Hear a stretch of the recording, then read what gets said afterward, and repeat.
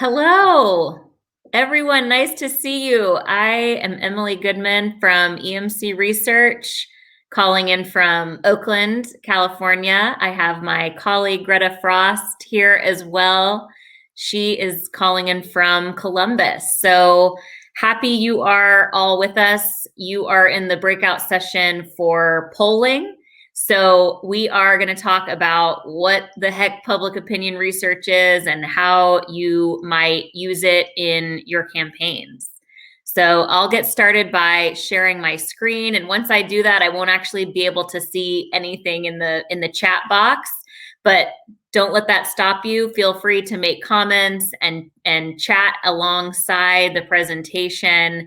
And when we get toward the end, we'll have a time for Q&A.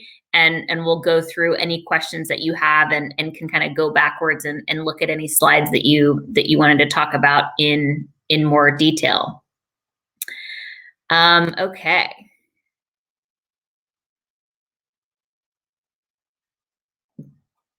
Greta can let me know if there's any problems with seeing my screen as we go along. So a quick overview of what we're going to talk about today, just a little bit of an introduction to who I am and the company that I work for. We're going to talk a little bit about why we do research, so the role that it plays in a campaign, how it's used. And then we'll get into a little bit of how the sausage is made, some of the nuts and bolts of what research is, how we figure out margin of error and writing a questionnaire and all of those types of things. And then I have a couple of case studies at the end where I'll show you some examples of some real data that we did for other campaigns that might be helpful in kind of putting all the pieces together. At the end, when we share the examples, those are just for educational use. They're not meant to, take screenshots of and tweet out or anything like that. Really just intended to kind of explain a little bit more about polling and how it works. So a little bit about EMC Research. If you aren't familiar with us, we are a firm that specializes in public opinion research. That means polling and political campaigns, focus groups, and things like that. We'll talk about some of those other research functions. We've been around since 1989. We have offices all over the country. I mentioned I'm calling in from Oakland, Greta's in Columbus, and we've got kind of offices all over the place, maybe in some of the places that you all are calling in from today.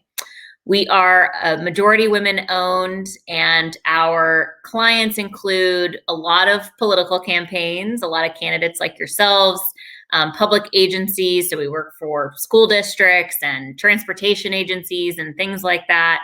Also some nonprofits, issue campaigns, some corporate clients and things like that.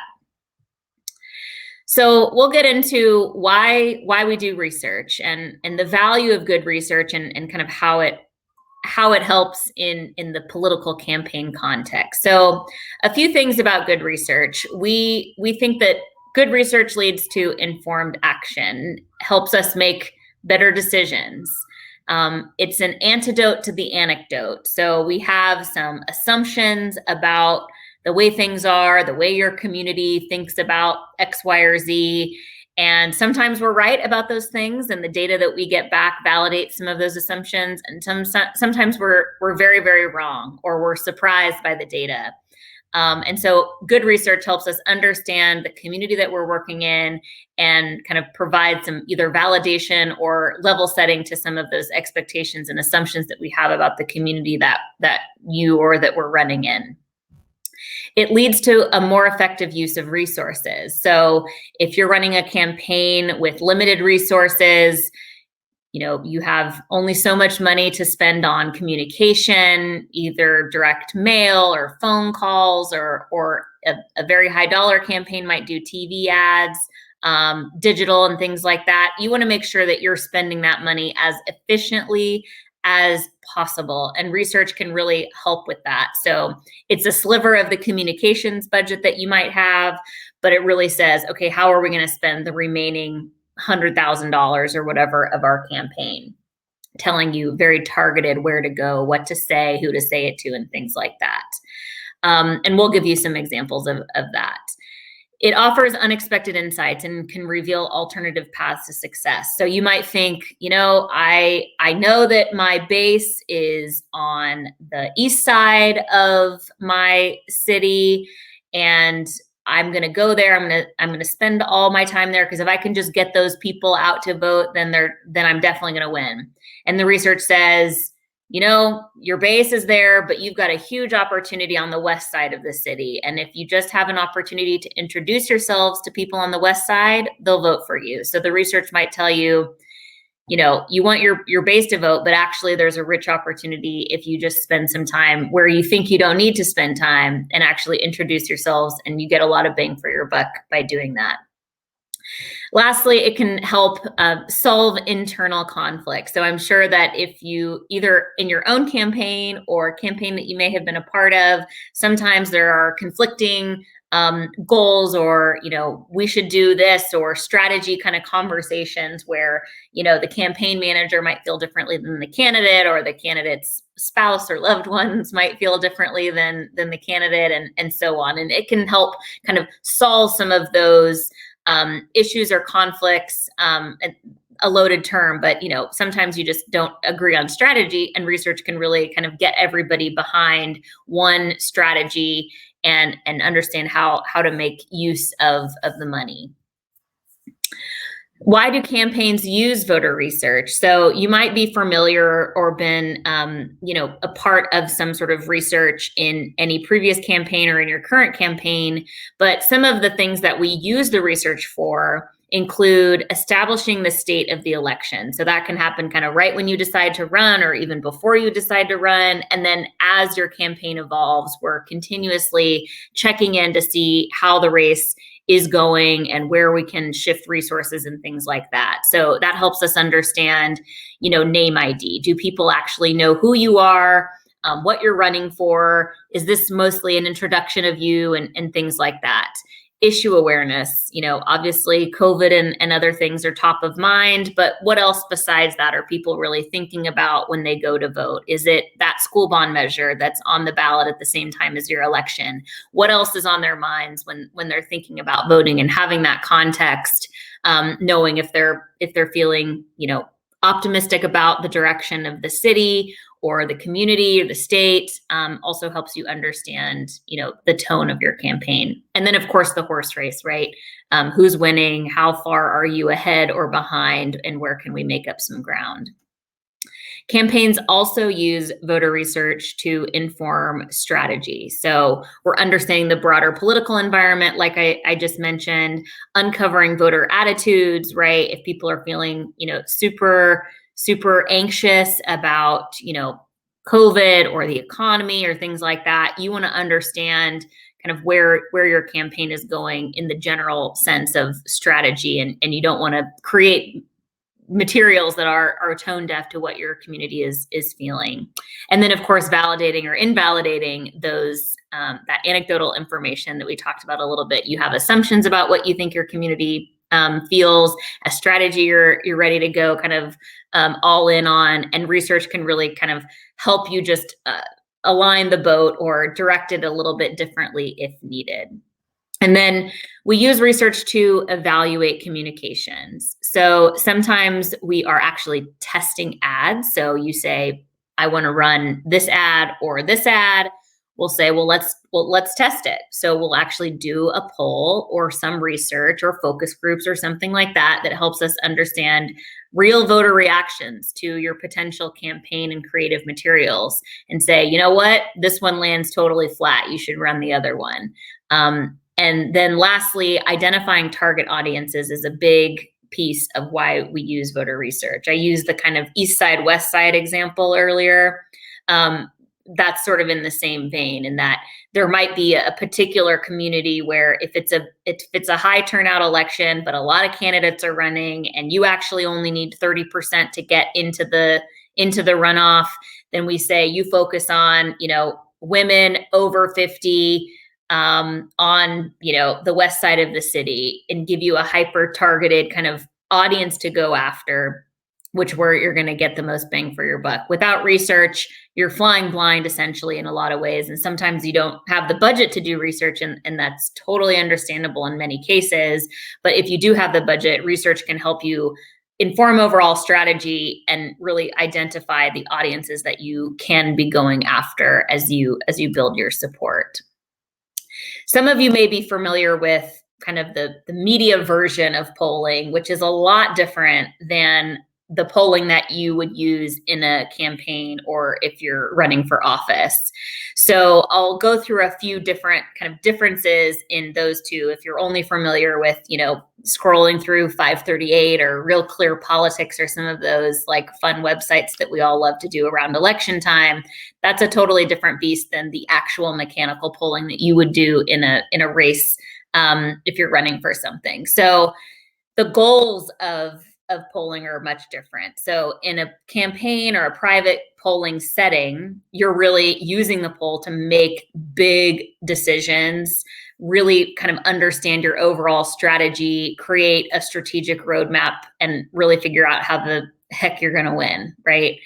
On the media or public polling side, that's all about like getting clicks and the horse race and saying, if you remember way back when in the election where it has like the little ticker for probability of, Clinton or Trump or Biden or Trump winning the election, that's kind of what the goal of media polling is about.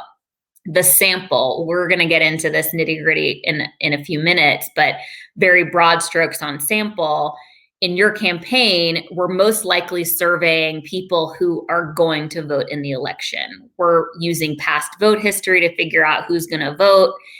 In the media or public polling setting, who they're talking to is often very different. Sometimes it's adults, which we know not everyone votes.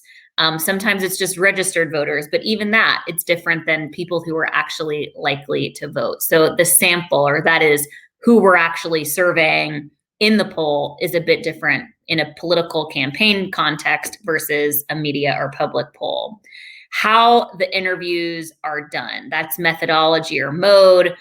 We'll also get into this in a little bit more detail, but basically for your campaign or a candidate race, we're talking, doing a variety of modes. We're talking telephone, online, email, text, all of those different things, because we want to ensure a representative sample. We really want to have an understanding for how the community feels and how the race is looking. Media and public polling isn't always that comprehensive. Sometimes it's a reflection of budget.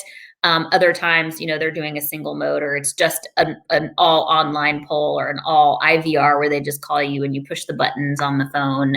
So it really varies when it comes to media or public polling. The actual content or the questions that are being asked, in a candidate or a private poll, like we want to figure out how to win. So you might be asking things about yourself and your background. We want to hear all the banana peels and the skeletons in the closet. We're testing everything under the sun because we're trying to develop a strategy. And the media and public polling is really, most of what you see is the horse race, or the very top level, is Newsom, Governor Newsom doing a good job or a bad job as governor of California, those types of kind of more hot button questions. And then for budget, it's really about 10 to 15, as much as 20% of your communications budget. We use this example of 20 to 50, but if you have a much lower dollar campaign, there's still some research that can be done. If you're not running a $500 million campaign, of course. And then the media budget is usually pretty low. So other public policy polling that you may have been privy to, I mentioned a lot of work we do is for public agencies. Sometimes there will be public polling out there that, the Transportation Commission is trying to figure out, how do people feel about traffic, things like that. And so there are other uses for kind of private or public policy polling in general.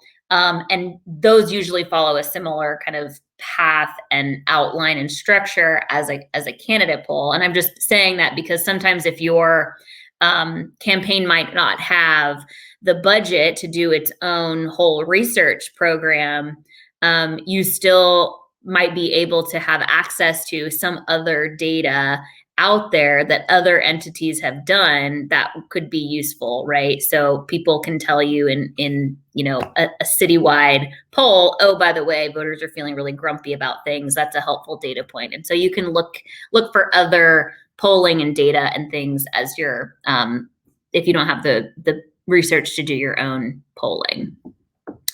So we're going to spend a few minutes going into a little bit of the nuts and bolts about how polling works and the sample and the questionnaire and all of that stuff.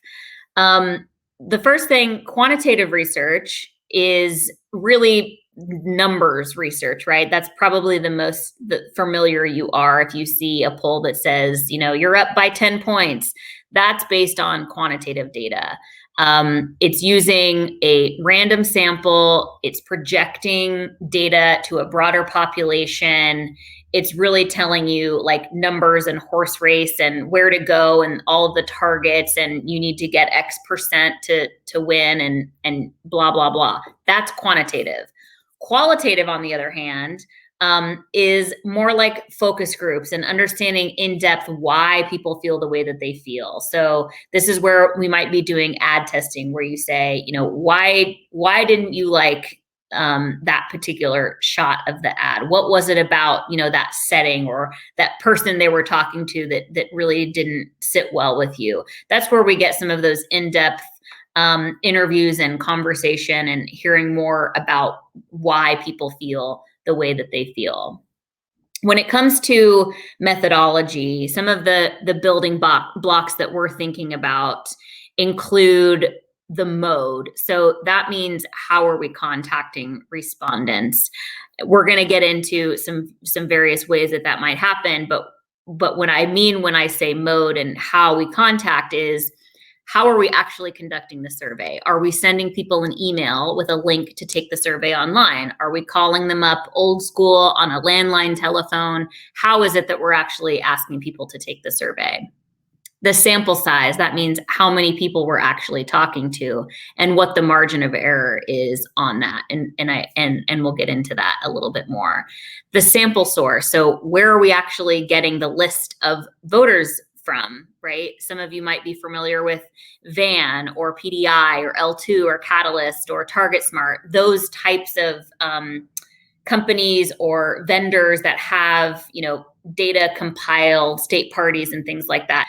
That's a big piece of what we're thinking about when it comes to doing good research. We're caring a lot about where we're getting the list of voters that we're talking to. And then lastly, the universe. That is, how are we pulling people in to take the survey? I mentioned vote history. That's really the big driver in most political research, because we want to make sure that we're actually talking to people who would vote in the election. And so we're pulling a sample of likely voters in most cases, where we have adequate sample size to look at, if the election is only a turnout of 40%, what does the horse race look like? If it's bigger, like 50%, what does that do to the race? So those considerations are really important as we start to build these building blocks of research. So telephone surveys, despite what you might think, are actually still pretty common. Of course, the landline is going away, but we still call people in the middle of dinner and irritate them and say, who are you going to vote for, all the time. And it's actually still pretty effective. We do a lot of telephone surveys, especially in places where there aren't English, where the respondent is not a native English speaker, and we need to have a person calling in who speaks that language. So we might have a person who is a bilingual Spanish and English speaker call into a voter household that we know speaks Spanish, because they always request a Spanish ballot and things like that. So telephone research is still the best way to reach some of these harder to reach communities or do interviews in languages other than English. But of course, there are challenges with telephone surveys. People are hitting that red button all the time. They see who the heck is calling me. They don't care. They don't know the person. No, thank you. Landlines are going away. Obviously, we have a lot of people using mobile phones. Sometimes, like myself included, I still have my area code from my cell phone when I first got a cell phone all those years ago. And even though I don't live in that place anymore, sometimes I get phone calls because they think that I'm still local. So those are challenges that have really sort of forced pollsters' hand to figuring out how the heck we actually can talk to people nowadays and get a representative sample and be able to predict with some level of certainty or confidence about any particular election outcome.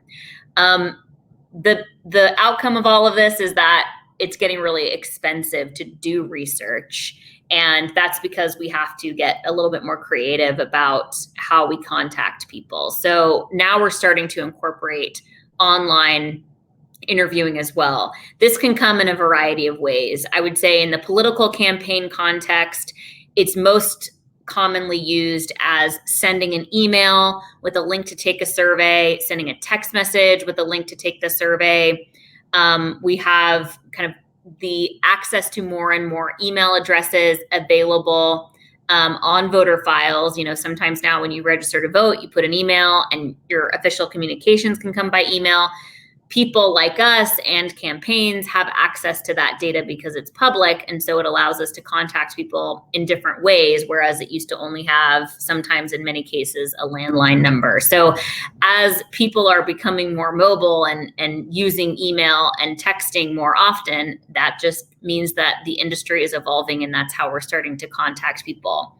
All of these things kind of put together mean that the way that we are doing a lot of research nowadays is multimodal. So we're not doing any particular poll in, like, you know, we're certainly not saying we're only calling landlines, but in many cases, we're not even calling just telephones. We're incorporating email and texting as well in many and most cases. There are considerations like, you know, if you don't want your opponent to see your ad, you might not say, okay, well, let's not put that out on the internet before it's ready to go because there's concerns about screenshots and things. There are some political implications that we, of course, would talk about with a campaign before we actually decide the type of research that makes sense. But when it comes to kind of fundamentally good research, we're really looking at multimodal quantitative data at this stage.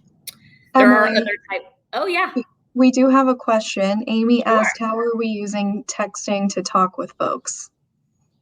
So that's a good question. So in most cases, we are using text messages to invite people to take a survey online. So it will say, you know, hi, Emily, you're a registered voter in Oakland, California. You've been selected to take a survey. Here's a link. And then I can look at my phone and I click and I take the survey online, or I email it to myself and I take it that way, or however you want to actually do it. So most of the time we're using texts as a way to invite people to take surveys that way. Obviously, campaigns are using texting for all other kinds of things, but as pollsters, we're using it primarily to invite people to take a survey online. Other types of research include, you know, focus groups. We referenced these when we were talking about, you know, ad testing and things. With COVID, we've actually started doing a lot of focus groups online, which you think might be a little bit strange, but it's been pretty successful, and you can still show ads and things like that. People are just calling in from the comfort of their home like you are today. And so it didn't really stop that piece of research over the last year. So we still have been doing a fair amount of focus groups where we can have in-depth conversations with people. In-depth interviews are one-on-one conversations. Those are usually reserved for, you know, CEOs or like people who are hard to reach or don't want to sit around in a focus group. You might contact them and have kind of a private and one-on-one conversation. Mail surveys are like snail mail, where you're actually sending a survey for people to take or mail back or whatever. And then lastly, other type of research, analytics and modeling. We're not really getting into that today. But EMC research does do a fair amount of that. That's where we're talking like, big data where we have all the scores or we're doing surveys and developing our own scores and things like that, where we're targeting people on the individual voter level. You may have been involved in something like that if you are familiar with the various platforms like Van and Target Smart that have some of those scores, partisan ideology things and whatnot already baked in. But that's sort of a different type of research than just kind of the traditional, where are we going? What are we saying? Who are we saying it to type of candidate research.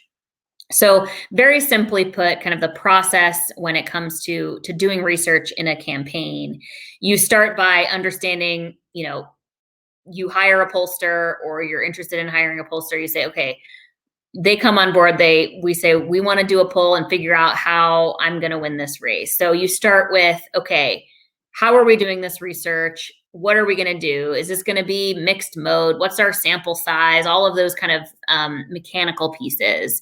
Then it comes to the instrument design. That means the questionnaire. You're figuring out what the questions are that you're going to ask, what answers you need or what questions you're hoping to answer by doing a poll.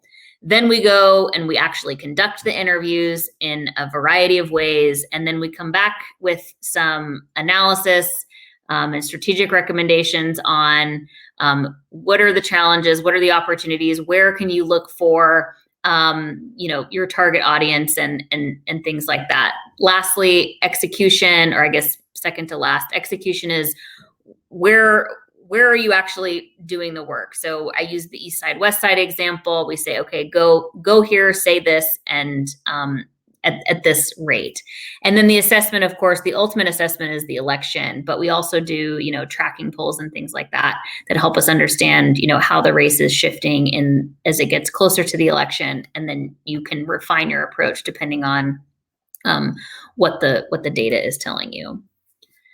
So random sampling is a little bit in the weeds, but I think it's helpful to understand this piece of it as you think about, you're polling in your own campaign and as you kind of review other data in life, understanding this very fundamental piece of it. So George Gallup, a father of polling, said that doing a survey with a random sample is like tasting soup. If it's well stirred and all mixed up, you can get a good sense of what the entire soup looks like if you just take a spoonful. That means, right, if one spoonful of soup will give you, a bite of the chicken and the vegetables and all of the spices and things like that. The same concept applies to survey research. So we're doing 400 interview sample size, but you've got 500,000 voters in your district that you're running for. How possibly could 400 interviews be representative of 500,000 voters? Well, it's sort of the same kind of soup mentality. The way that we set up the random sampling, so a list of voters with an equal opportunity to get selected into that. So we're looking at likely May 2021 voters in a school board race, for example. We say, okay, everyone has a equal likely chance of getting into the pot. So we do a survey of a select number of those people. And the way that 400 sample looks is representative of the larger electorate because we're ensuring that the partisan makeup, the geographic makeup, the racial makeup, and the age and all of those things, homeowner versus renter, they look exactly like it would if you were to have the full 500,000 people in your electorate, in the same way that a spoonful is reflective of what the soup is. The 400 is a reflection of what the full electorate might look like. So when we talk about a survey sample and figuring out how we're going to find those people, we start with a population. So in this case, we're looking at Santa Clara County. So you've got people, right? And then registered voters is a subset of that. likely voters even still is a subset of that. So you might be registered, but that doesn't mean you're going to vote. So that's where we get the likely voters. The survey sample gets within that likely voters, but might have a few new registrants that we don't know are likely voters. There's some margin of error, which is why the red circle isn't perfectly within that likely voter circle. So we think about, sample size and how the makeup of the electorate looks different based on a population and then what it looks like for the survey sample. So in this example of Santa Clara County, we have a couple different subgroups that we really care about that we're looking at. So the percent of the adult population, if we take the 18 to 29-year-olds as an example, 22% of the adult population in Santa Clara County is 18 to 29. 19% are registered voters.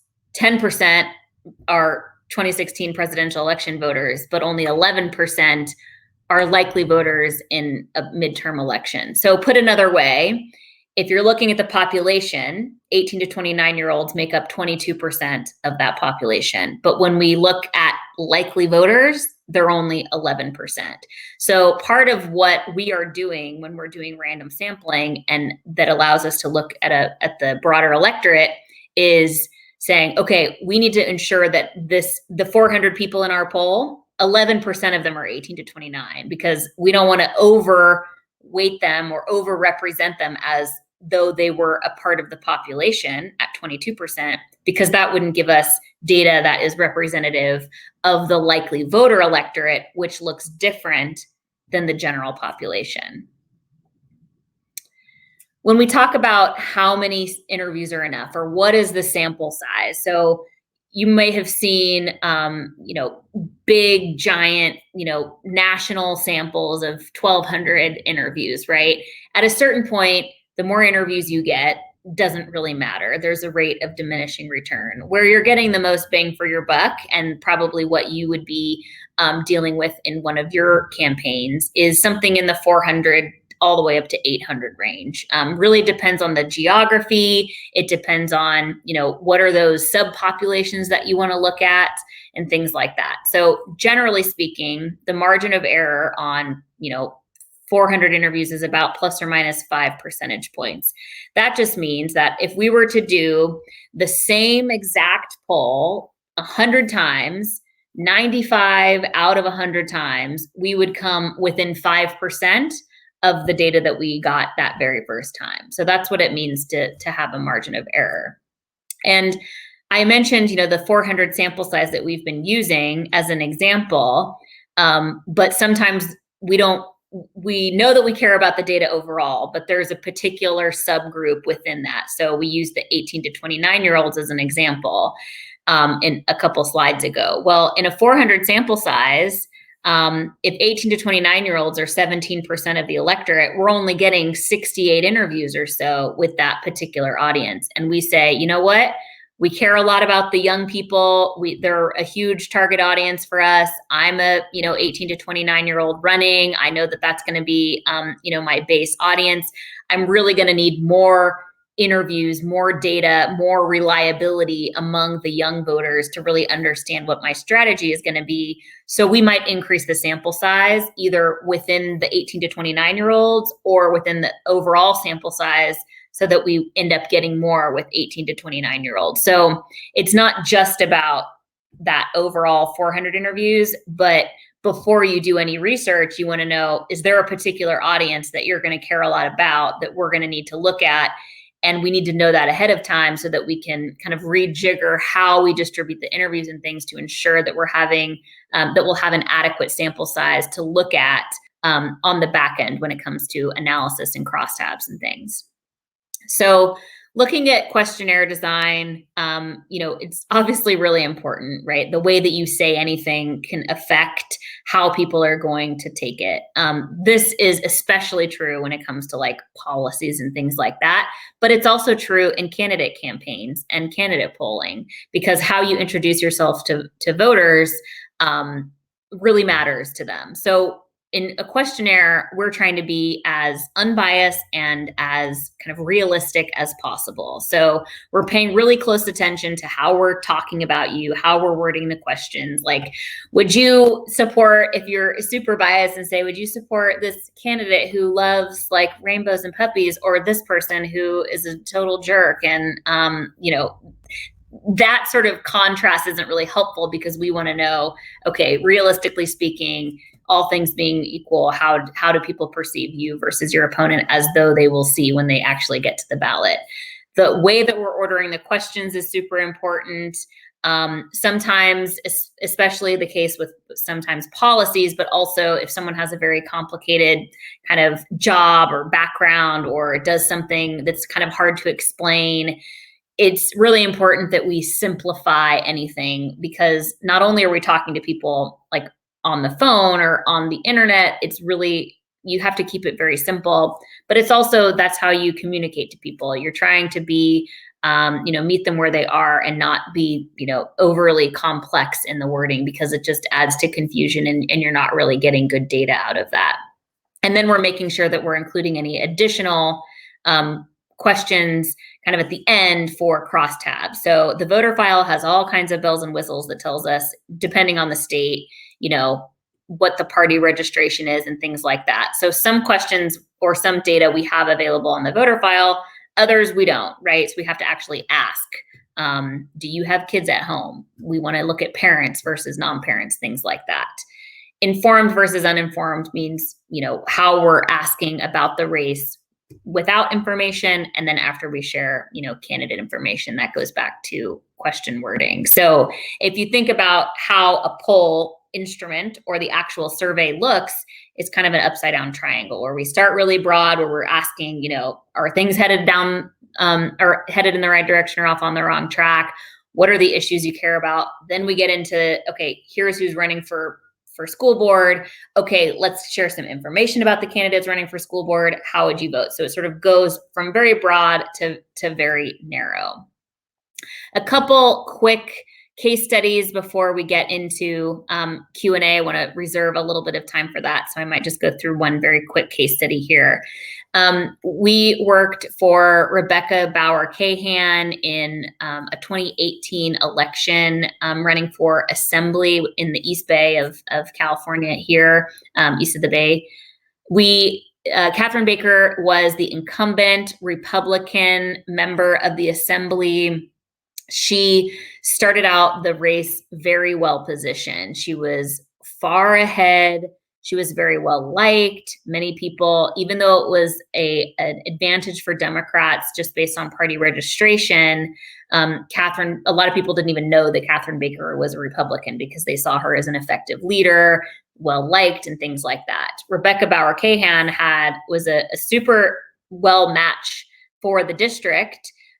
In her background, she was a successful environmental lawyer, but nobody knew who she was. So very unknown. And it was kind of Baker's race to lose in many ways. But we did some research, and we essentially found, look, there actually is a sliver of people that we can go after. So we identified from the poll, because we asked the horse race kind of multiple times throughout a 15-minute survey after sharing additional information and things. 30% of the electorate was considered voting for Rebecca Bauer-Cahan no matter what we said. So a lot of those kind of partisan folks, they liked to see the D after her name, they liked her ballot designation, or for whatever reason, they were voting for her. 40% of the electorate was voting for Baker, no matter what we said. So already Baker was starting out with an advantage just on base voters. We identified about 7% of the electorate, which is the light red there, that was likely to vote for Baker. So they were undecided, or they moved to her after additional information, but we're essentially saying, you know what, those are essentially lost to us. We assume that Baker's going to get those. But that left us with almost a quarter, which was 23% of the electorate, that was movable. They were open to voting for a Democrat. They were open to voting for Rebecca after we shared some additional information. If Baker's getting 47%, the 40 base plus the 7 we assume that she would get, that doesn't leave a lot of extra room, right? So we knew that we had to run a hyper-targeted campaign that focused just on that 23%.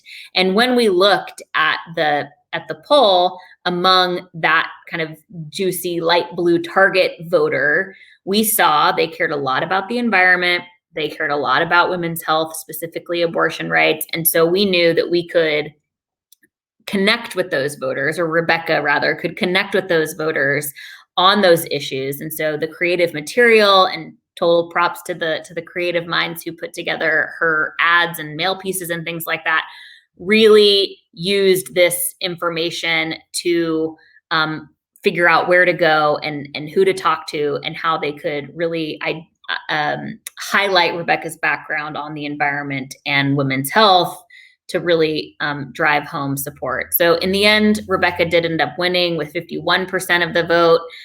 We knew it was going to be a tight race, and it was. It was also a high turnout election, which really helped Bauer Kahan, and ultimately she is now a current assembly member in California. So I'm actually going to skip the next case study because I want to stop for Q&A because I know we're a little bit tight on time and I've been talking a lot. So happy to answer any questions if you have them. Or not, if you don't.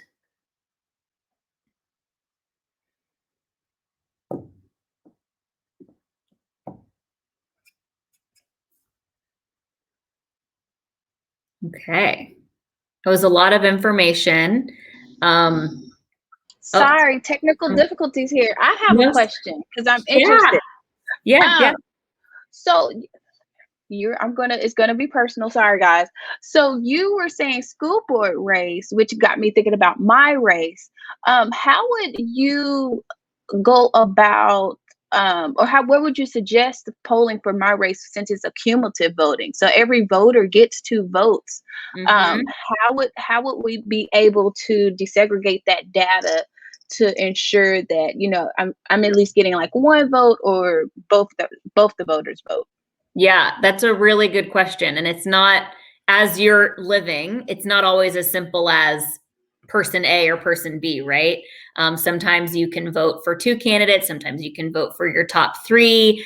Out here in Oakland and in San Francisco, also, and I think that the upcoming New York mayor's race use what's called ranked choice voting, where you get to pick your top 3, and they have this very complicated system for how they, redistribute votes and things like that. So that's a really good question. And the short answer is that we try to, in the poll or any research that we do, to simulate the environment that voters will be in, experiencing on the ballot. So in your case, we would say, here are the 3 candidates running for school board.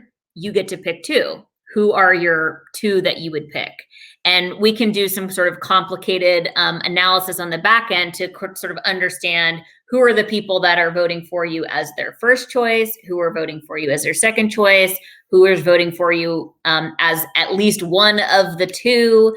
And we can sort of understand kind of the hardcore voters versus the, they're picking you as their second, or they're never going to pick you no matter what you say as one of their 2 choices. So I said short answer, but it wasn't. The real short answer is the poll can do that. It can simulate reality in complicated voting structures. Thank you for that. That's very interesting. I don't see another question, so I'm going to go ahead and ask my second question. And it's very much overall for our young women that are watching, that are thinking about running. And I know there's a young lady on here now that's thinking about running in 2023, I believe. How early should she start with her research? Should she start now? Should she, how should that fit in her timeline? And also, do you have any tips for our young women on prioritizing budgeting for polling? Yeah, that's a great question. So, a lot of every decision in a campaign feels like it's based on how much money you're going to have, right? So if you're in a situation where your campaign is, going to have, $30,000 or something like that total to communicate, you're probably not in a position where research would really be in the cards. However,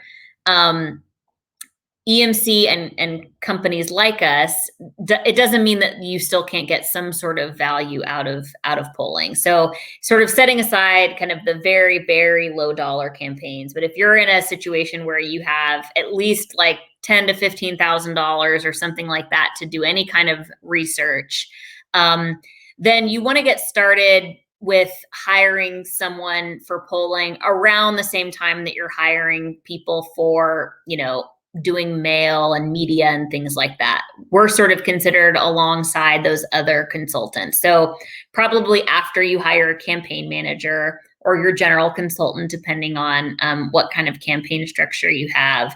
But the benefit of bringing on a pollster in the early stages is even if you're not doing research about your specific race, chances are the polling firm that you hire has done some research in your community or has a general sense of voter attitudes in a particular geography that's near yours.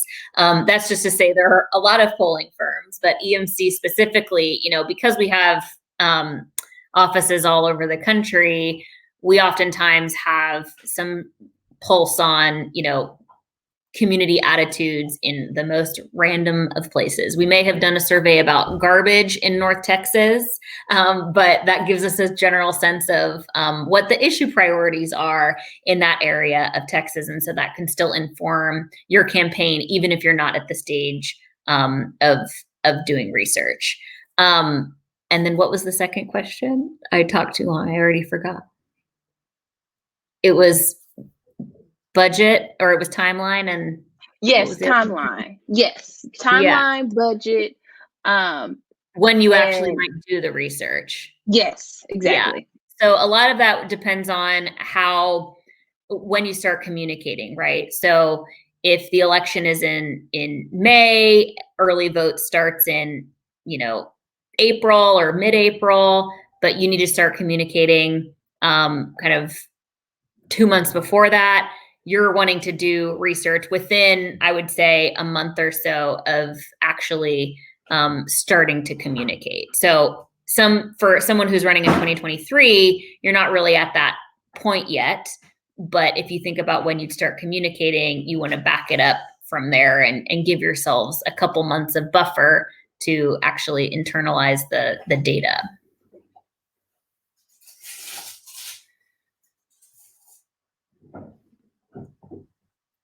Okay.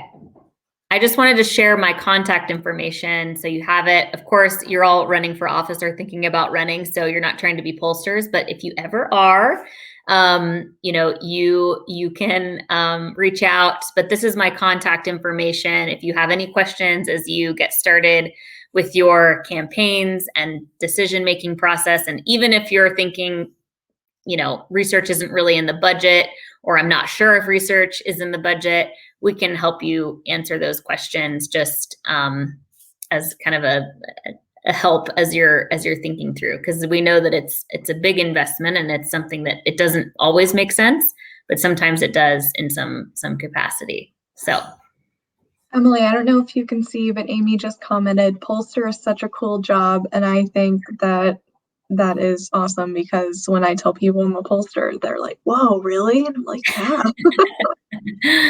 Yes, it is a real job. It's hard to believe, but it's a real job. And we think it's pretty cool too. Yep. Well, I want to thank you so much, Emily and Greta, for this amazing research and data. I know I learned a lot. It's a little too late in my game to do some research and polling, but maybe next time, or when another one of these young ladies run and I'm on their campaign, we could think about doing that. But really appreciate you and your time and your expertise. This has been amazing, and I too think that pollster is such a cool job, just because you get to talk to people sometimes but I just love data.